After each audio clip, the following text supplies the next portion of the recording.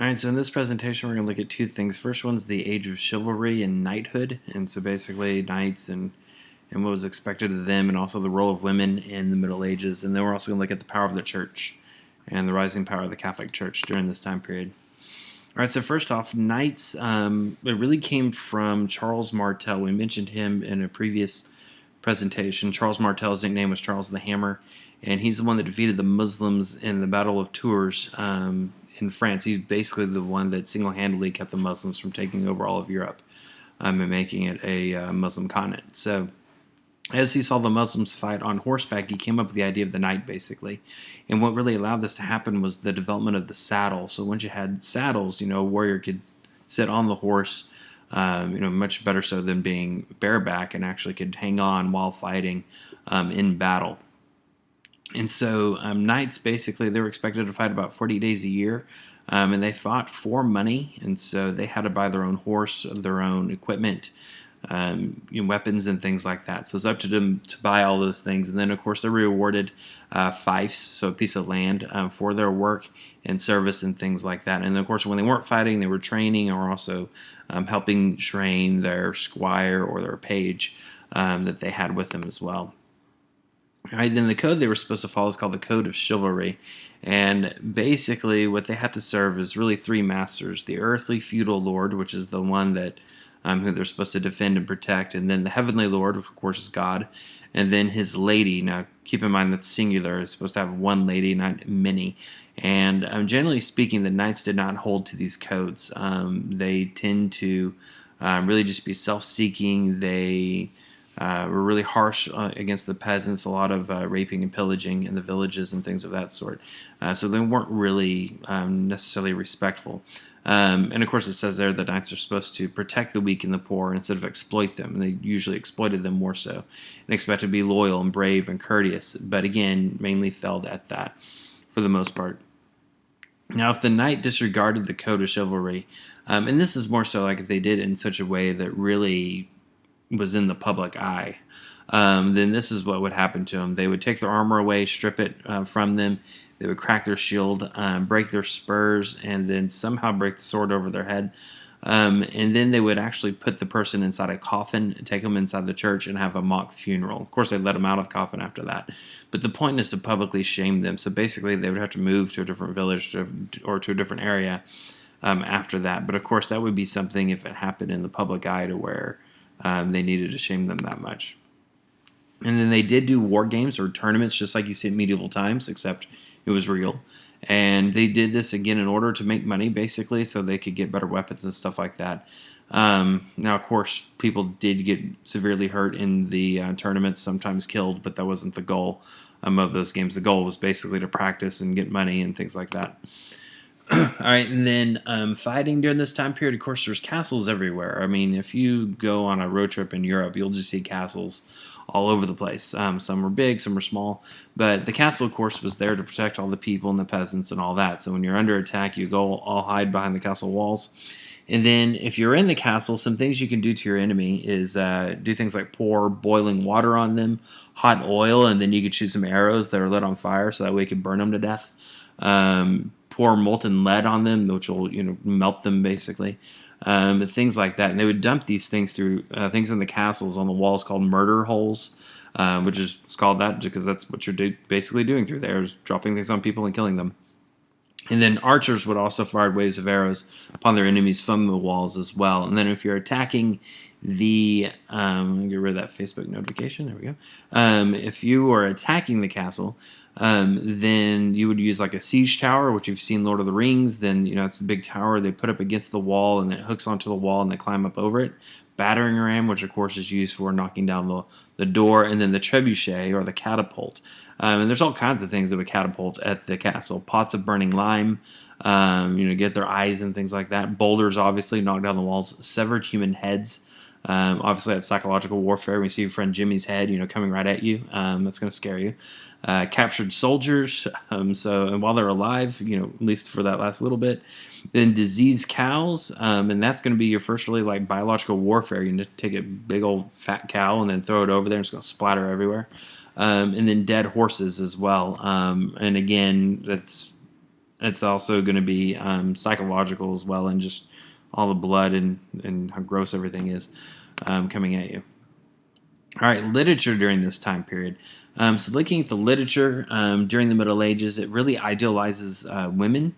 And the idea of the knight fighting for his lady and respecting her and loving her, and basically almost like worshiping the ground that she walks on. So we see that in the literature and the way they talk about women, but in reality, the role of women was totally different. Now, first, upper class women, nobility, things like that, could own land, could sell land, even go into battle and fight. But as the Middle Ages went on, they lost that power. Women more so were a piece of property. During this time period, a woman would definitely not speak up like in public or something like that. It would be expected, if that were to happen, it'd be expected for you to hit your wife. And so women, the way they were talked about in literature, is nowhere close to how they were actually treated in society at the time. They're basically just property. All right, now the power of the church. So getting into this, really what we're looking at is basically a separation between church and state. In the Middle Ages, you had this big competition between the church on one side and the state on the other. And basically the idea is that the church is supposed to take care of church issues, religious matters, and the state's supposed to take care of political matters. But a lot of times they would overstep their bounds and try to control one another. And that's, of course, when you would get some issues. Now, the first thing you need to know, a couple of things about the church. One, the term clergy. When we're talking about the Catholic Church, clergy are people that basically serve in the church, from the priest all the way up to the pope. Then you need to know the hierarchy of how this all works. So you have the pope at the top, which is the head of, and again, we're talking about the Catholic Church, so the head of the Catholic Church. And below the pope, you have the cardinals. You may have seen them before. They wear like the red suits and everything.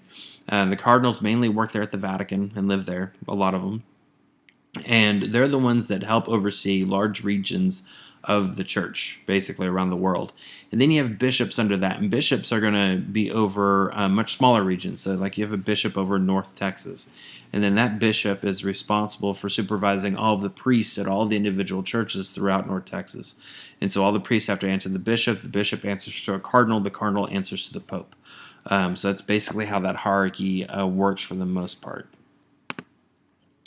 All right, so remember, going back to religion in Europe at this time. So, we talked about after the fall of Rome how language has divided them, geography has divided them. They don't live in cities that much anymore. So the only thing that unites them is Christianity and the church itself. That's the only stable institution. The church will be there for you, where everything else may change. Kingdoms will rise and fall and things like that, but the church is there. So even though life was hard, especially for the peasant, working 6 days a week and living in horrible conditions, the promise of the afterlife and the promise of eternal life with God is what kept them working and going during this time. And then, of course, you have the sacraments that they practiced, such as communion, baptism, marriage, confession, things like that. And then, of course, that helped bring that sense of unity and fellowship for all of them, the sense of community that helped them belong to something. But of course, the church was becoming corrupt at this time, and they really left the teachings of original Christianity. So, I guess we talked about with the rise of Christianity and the teachings of Jesus, to get into heaven, and things like that, to be saved, you just had to believe in Jesus and you would be saved, having faith in him and that him dying on the cross would forgive you of your sins. Well, now the Catholic Church is starting to gain a lot of political power, and people at this time can't read or write, which means they can't read the Bible, which means the Catholic Church can make up things. And so in order for the church to get money, they start telling people like, well, actually, if you want to go to heaven, you have to go to church, and you have to pay money when you come to church. And if you want to go to heaven, you got to take communion, which you got to pay to take communion. And then you also got to get baptized, which you got to pay to get baptized. You got to go to confession, but you got to pay for that too. And so they started becoming greedy and corrupt by adding and making up these things, and no one could check them on it because no one could read, and no one really had access to the Bible. So they get more and more power that way. And then church justice, they created what was called canon law. Basically, they took some stuff that was in the Bible and then a lot of extra books that the Catholic Church wrote and created what was called canon law.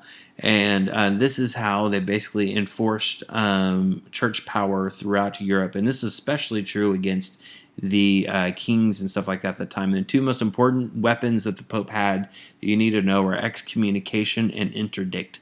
Excommunication is when you would basically be kicked out of the church. It's a way for the Pope to damn you to hell. You're not allowed to take part in the sacraments. You're not allowed to come to church. Therefore, you're going to hell. And then interdict. This is mainly against a king. If the king really doesn't care what the Pope says, try to excommunication, and the king still doesn't care, he could issue interdict, which means that no one in his kingdom, peasants, nobody, could take part in any of the sacraments or going to church. Therefore, he's damning the entire kingdom to hell, which is going to get the peasants mad at the king, which is going to force the king to beg forgiveness from the Pope. So this way, the Pope, basically, if we were playing poker, the Pope always has a card up his sleeve. He's always going to win no matter what, because he has these two tools to use at any time. So let's look at a couple examples of this. So first, look at the Holy Roman Empire. Holy Roman Empire is mainly present-day Germany, a little bit of France, Switzerland, Austria, and northern Italy. And this is the most powerful political empire at the time in Europe. And so you'll see Otto, for example, Otto the First. He was crowned by the Pope, which shows that the Pope had power over the emperors. Basically, Otto did some favors for the Pope and therefore crowned him. And so that's key there, is seeing that they were being crowned by the Pope. And here you can see this map of the Holy Roman Empire. So like I said, most of Germany, and then northern Italy, Austria, Switzerland, that area. And also notice they have different states. These will be important here in a minute. Each of these states has a prince, like Bohemia, Austria, Verona, Bavaria, things like that, Lombardy, Tuscany. So all these different places have a prince over them. We'll come back to that in a minute. And so then the Italian nobles, so the ones in northern Italy, like Tuscany, they really hated German rule because these German rulers are enforcing all these rules down on them. And the Germans a lot of time would attack northern Italy because they were really rich, places like Florence and Venice, and take a lot of their money and possessions away. So they really didn't like the fact that these Germans had this power over them. So now we get to the first fight. This first fight's going to be over something called lay investiture. And lay investiture was where kings and nobles would appoint church officials. So imagine, like if I was a king and then I appoint all the officials and tell the Pope, like, oh, by the way, I appointed all these people to be in the church. Well, the Pope's going to be angry because it's going to be people that clearly are going to back me up and not necessarily the Pope. So the Pope gets mad. 1075, Pope Gregory VII, he banned lay investiture. And in response to that, German Emperor Henry IV, he steps in and he orders the Pope to step down. Like, hey, get out of here. Like, you're not doing what I want. Obviously, the Pope's not going to listen to that. So, obviously, Gregory VII is going to excommunicate Henry IV, which he does. And at this point, all the clergy side with the Pope. You see, the emperor was thinking, hey, I appointed all these people, so therefore I can tell the Pope to step down because he has no friends. But in reality, once he gets excommunicated, those people that are now clergy, they're going to side with the Pope because they see the Pope as having more power because the Pope has power over the soul. The German emperor can't touch your soul, but the Pope can. And so that's why they side with the Pope. And now Henry, he's sitting over there, and he's thinking, well, I got nobody on my side now. So he's forced into position to have to ask forgiveness from the Pope if he wants to maintain his power. So he ends up in January 1077. The Pope is at his nice little home in the Alps. And Henry goes there, again, middle of winter, and stays outside in the snow outside the palace, begging the Pope for forgiveness for 3 days. So eventually the Pope forgives him. Of course, Henry returns and punishes all the nobles and stuff like that. So Henry didn't do this because he was really sorry or really even cared about his soul. He did it merely as a political means to make sure he got his power back. And then after that, you get the Concordat of Worms. Worms is a place in Germany, a city. And this is in 1122. So this is looking at about 50 years after that fight. The church and emperor finally reached a compromise over lay investiture, basically saying the church could appoint the clergy, but the emperor had the power to veto that clergy, so that way they both have a say in it. But it took 50 years to figure that out when they signed that, the Concordat of Worms. All right, and then you get to Frederick I. So Frederick I is the last really kind of powerful Holy Roman Emperor. So he really took control over all the princes throughout the empire. He sacked the cities in northern Italy, took all their wealth. And this made all the Italian princes obviously get really angry. The Pope got really angry, so they formed an alliance called the Lombard League, pretty much made up of Italians, and they fought Frederick. They fought the Battle of Legnano, and Frederick lost here. And then he had to make peace with the Pope. And then after this, the German emperors really had no power after that, especially because after that, It got to the point where princes started electing the emperor. So again, the princes from those states I just showed you, they're coming together and electing the emperor. But since they're electing the emperor, that means the emperor is really not that powerful because he has to suck up to the princes in order to stay in power. And so now these princes in these individual states like Saxony and Bohemia and things like that are going to become more powerful than the central government of the Holy Roman Empire.